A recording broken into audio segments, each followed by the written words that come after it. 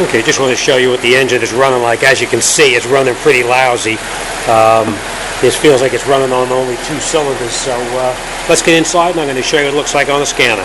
This is what we do know. Number 2 and number 3 cylinder are misfiring. The code on the computer was a P0300 was a random misfire. So as you can see, number 2 and number 3 cylinder are misfiring here. Let me just show you one other view here.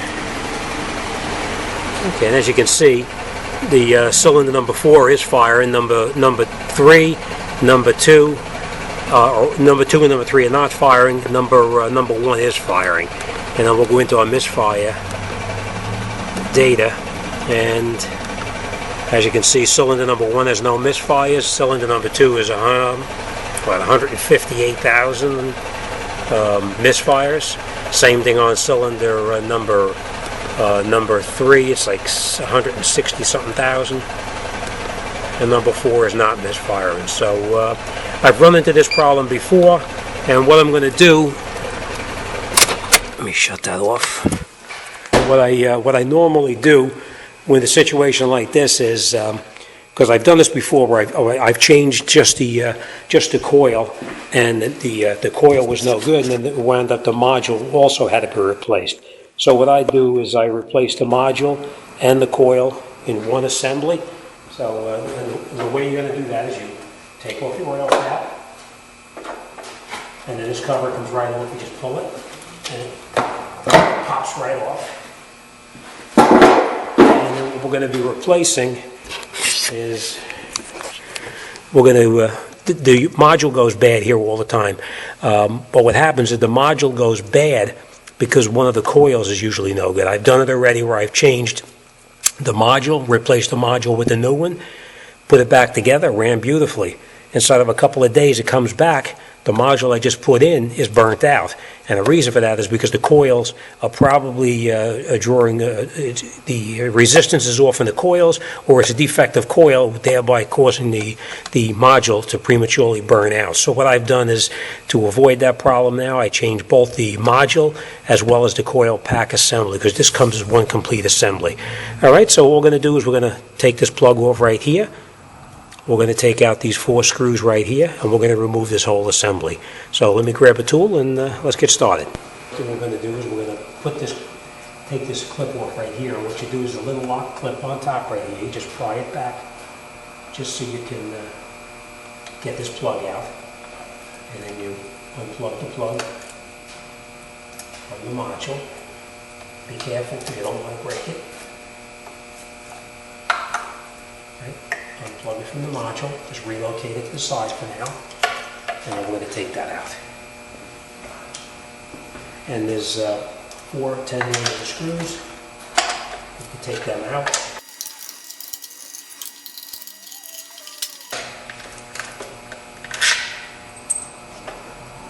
You just pull it, and it comes right off. All right, so this is the coil pack assembly, and as you can see, it's one complete assembly. There's no way to remove the coils from the unit itself. So let's grab the new one. We're going to put the new module on, and we have to transfer these pieces off here. They just pull right off like this, and we'll put these onto the new one. So let me grab the new part, and we'll come right back.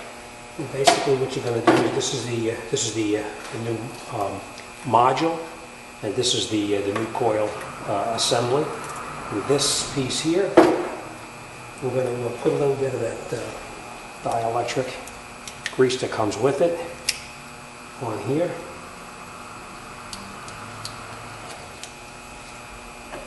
And then you basically just push it right in here. Push it all the way down, you'll feel it snap in. And you're going to take your screws, the new screws that came with it, and screw them into here.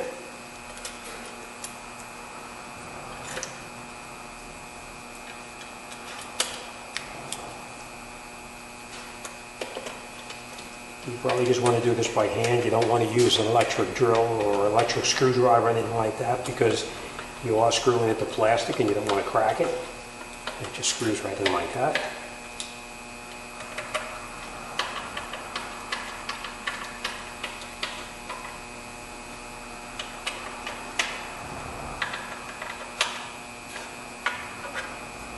Alright, nice and tight. Alright, next thing we're going to do is we're going to remove these the rubber insulators that go down onto the plug, and we'll put them onto the new one. They just pull right off, and they just push right back on.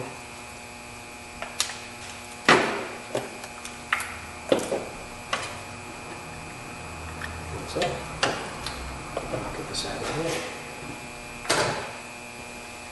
And then to put it back on, you just put it over the top of the plugs, slide it down. I'm going to put a little bit of dielectric grease inside here.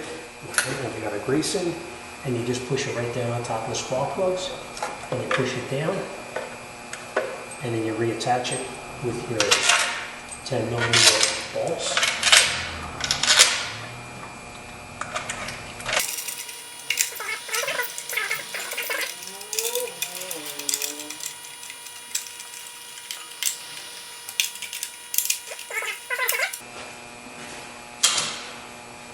We're going to plug back into the module, and you'll push it, you hear it snap in,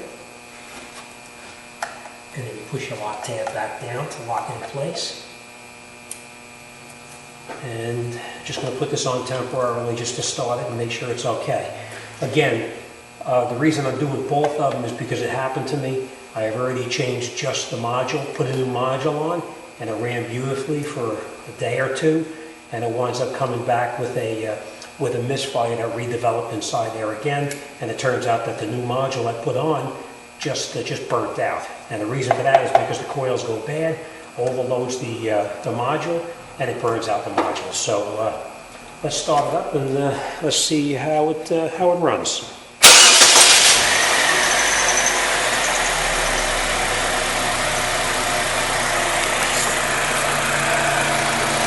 Actually, it runs really well.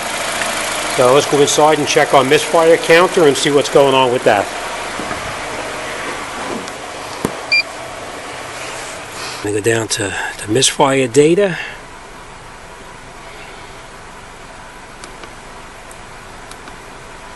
And as you can see, 0, 0, 0, 0. No misfires whatsoever.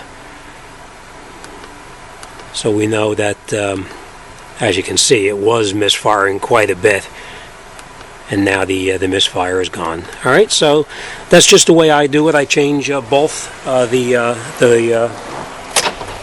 change both the coil as well as the module. Personal preference. I like to do a job one time, get it out the door, and not have to worry about it coming back and a customer that winds up being angry because the job was back for the same exact problem. So. The next thing we're going to do is we're just going to put our cover back on here, and we'll wrap this job up. Now that we got the car all wrapped up, we're going to go inside. We're going to clear the code out of the computer. We're going to take those codes out. I just want to point out that there was another code in there. It was I think it was a P0341. It was a cam sensor code. The cam sensor code is a false code. The reason it's a false code is because of the misfire in the 2 cylinders. So we're going to clear that out. We're going to road test it, make sure everything is okay, and we should be all set. There was another code in there also. The other code that was in there was a knock sensor code, but that's because the customer probably, by driving the car from their house up to my shop to get it repaired, and that probably would set the knock sensor code. So we're just going to clear those codes out. We're going to road test it, make sure they don't return, and we'll send this job out the door, and we're on to the next one. All right, thanks for watching. See you on the next one.